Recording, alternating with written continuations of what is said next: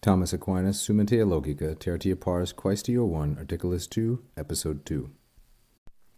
Respondeo decendum quod ad finem aliquem dicitur, aliquid esse necessarium dupliciter, uno modo, sine quo aliquid esse non potest, sicut cibus est necessarius ad conservationem humanae vitae. In the previous portion, Aquinas stated the question, whether it was necessary for the restoration of the human race that the Word of God become incarnate. After 3 objections, we now have a respondeo. I answer. This introduces oratio obliqua, indirect statement, the subject of which is always accusative, and the verb is an infinitive. So I answer that aliquid esse necessarium, that something is said to be necessary in 2 ways, dupliciter. This is an adverb.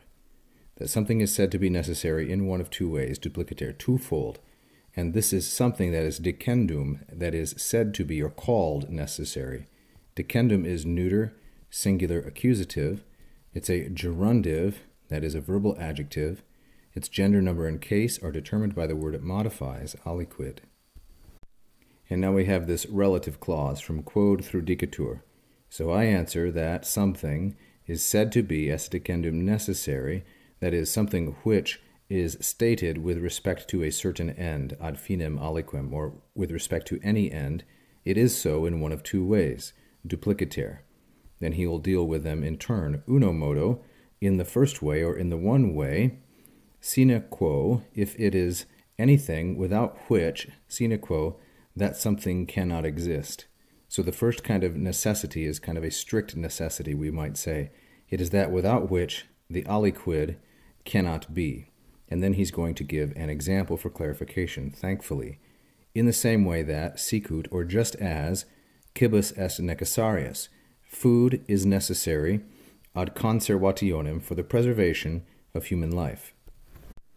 So we might say that humana vita, taken in the nominative singular, humana vita esse non potest, human life cannot exist, sine cibo.